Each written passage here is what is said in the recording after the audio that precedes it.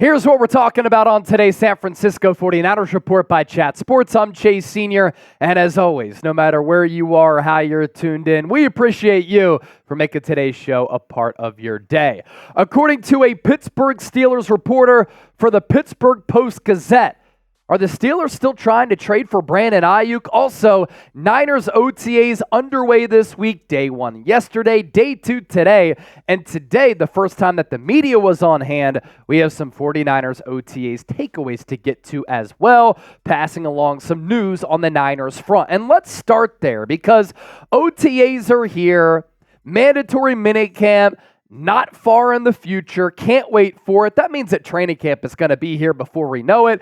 And we could talk about some actual football here. Tuesday marking the second day of voluntary OTA workouts, not mandatory. And the first day that the media was on hand, as I mentioned. So let's pass along some of the most pertinent news that we were able to gather from today's OTA session. As expected, wide receiver Brandon Aiyuk, looking for a contract extension, not in attendance.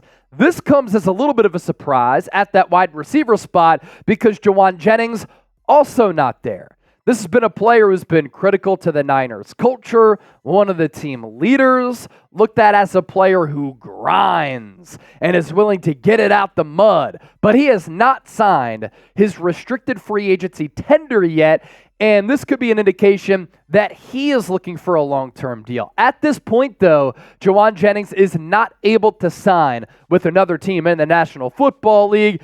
That time period has passed. The 49ers had put that second-round tender on him. So if a team earlier on in free agency wanted to sign him, they'd have to give him a new deal and surrender a second-round pick. It goes to show you how much the Niners value him. We'll see if a long-term deal gets done for Jauan Jennings, in addition to his fellow wide receiver in Brandon Aiyuk. Of note, Nick Bosa was at OTAs.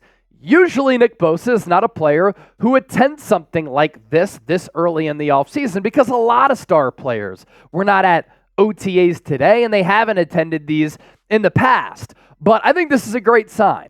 Nick Bosa understands I'm one of the faces of the franchise. Last year, I signed the richest contract in the history of the NFL for a non-quarterback.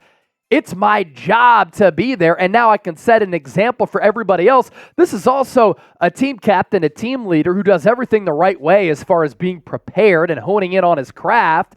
And he's the player who gives the Niners team speeches on the Saturday night before they take the field on Sundays in the fall during the season. So for him to be there, it's setting an example, it's setting the standard for all of the young players who are either trying to make a name for themselves, who are trying to improve, trying to make this roster. Also there, Javon Hargrave and Deebo Samuel.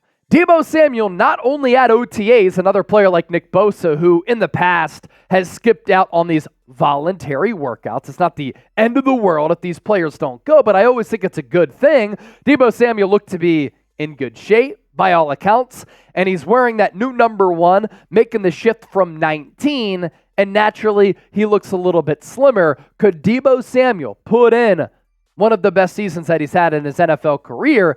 And if he does have a highly productive season, could that rival what he did in 2021 when he was a first-team All-Pro? That would be great and do wonders for this Niners offense. Also not there, and these are notable names here, Trent Williams. At this point, when you're in your mid-30s and you're still the best left tackle in the game, I don't think that you have to be at OTAs. Charvarius Ward is coming off a core muscle surgery. Dre Greenlaw, also not there. He continues to recover from that torn Achilles that he suffered in the Super Bowl. Jake Brendel, according to head coach Kyle Shanahan, missing OTAs because of knee arthritis, knee tendonitis. That's not good considering some of the questions that the Niners have along the offensive line. And then Talanoa Hufanga, working on the side field in his recovery from a torn ACL. That is a good sign that Talanoa Hufanga is there, and he's at least doing something on the side. That means that the recovery is coming along nicely. Good news for Ricky Pearsall here. Without Brandon Aiyuk, without Jauan Jennings, this puts Ricky Pearsall kind of at the front of the line to get more snaps, more reps, more opportunities, and perhaps some first string opportunities with Brock Purdy, who is complimentary of how Ricky Pearsall has approached the early going of his rookie campaign. And Kyle Shanahan is a former wide receiver. We know that he's hard on wide receivers in their development. He nitpicks a little bit because he knows what it takes for those players to become really good players and contributors at the NFL level. Also in this offense, there are so many nuances given the complexities of this offensive scheme that wide receivers have to master. Route running, where to be, blocking for your teammates. So without Aiyuk, without Jauan Jennings, it's just more opportunities for Ricky Pearsall to get his feet wet. And I'm excited to see what he can do. Had a couple of big plays in the pass game. Grant Cohn with his recap saying that Ricky Pearsall beat Ambry Thomas on a couple of occasions. It also appeared, according to my guy Larry Krueger, that Brandon Allen was getting quarterback 2 reps ahead of Josh Dobbs. Now, Brandon Allen, this is his second year in the system. Josh Dobbs was signed in free agency. We'll see how this plays out throughout the course of the offseason, OTAs, mandatory minicamp, as well as training camp. Also not there, Christian McCaffrey. And a lot of people have talked about Christian McCaffrey being a player who always goes 100%. In practices and in drills, setting an example for his teammates. Kyle Shanahan not sure why Christian McCaffrey is not there, but again, voluntary workouts. Coming up next here on the show, are the Pittsburgh Steelers still trying to trade for all-pro wide receiver Brandon Aiyuk? Stay tuned for that conversation. But first, we just got done talking about Ricky Pearsall. If you want a Ricky Pearsall jersey, Slick Rick is his nickname. It's a fresh nickname. Head to chatsports.com/Pearsall. He is going to be wearing the number 14 for San Francisco. So if you order that jersey, it's not going to come in the number 1. That signifies which round he was drafted in. Again, chatsports.com/Pearsall. Link is hanging out down below in the comment section and in the description of this video. All right, let's talk Aiyuk here. It's been a little while since Aiyuk has been linked to the Pittsburgh Steelers, but the Steelers still wide receiver hungry. And Ray Fittipaldo, who covers the Pittsburgh Steelers for the Pittsburgh Post-Gazette, shedding some insight on Aiyuk and the Steelers' potential interest in him. And he did a little bit of what I would call a mailbag in the Pittsburgh Post-Gazette. So he was asked a question by Mark Bruner, who said, Ray, Aiyuk and the 49ers are reportedly far apart on a deal. Do you think if the compensation required to land his services no longer commands a first-rounder, that Omar Khan will make that call? Ray Fittipaldo said this: the 49ers shut down trade talks earlier this spring, but they could heat up again if it becomes obvious they can't re-sign him. And yes, the price will go down. I don't know why he says that definitively, because I don't know if that's definitive, especially, he continues, if Aiyuk holds out or becomes difficult. Teams don't want distractions right before the season, especially teams with Super Bowl aspirations. Then he took this question. Javier J, thanks for these chats. I learn a lot from them. Do you think that the dead or dormant receiver trade talks with the 49ers may be revived after June 1? Ray Fittipaldo, I would not be surprised at all.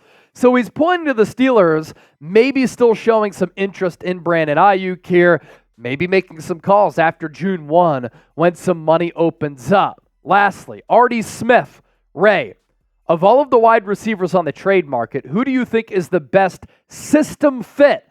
Fittipaldo, once again bringing up Niners wide receivers here. I have an idea of what Arthur Smith's offense will look like, but no one really knows because he's going to scheme to his personnel. Having said that, Aiyuk or Samuel would be good fits opposite of Pickens. Now, keep in mind, Fittipaldo, he covers the Pittsburgh Steelers. He has most likely some sources in that building or at least around that organization. He's talking about Aiyuk and Deebo here. I do think that's of note, and we've seen trades happen post-June 1 for sure. So I don't think it's going to happen. I think that San Francisco is going to bring back Brandon Aiyuk, but crazier things have certainly happened. Remember this, though, ladies and gentlemen, and we've talked about this on the show quite a bit, that the 49ers get $18 million in cap space on June 1st from the Eric Armstead release, that money can be allocated toward a Brandon Aiyuk contract extension. And an Aiyuk contract extension, in turn, if you backload that thing, could actually open up some more cap space this year for San Francisco to improve that roster.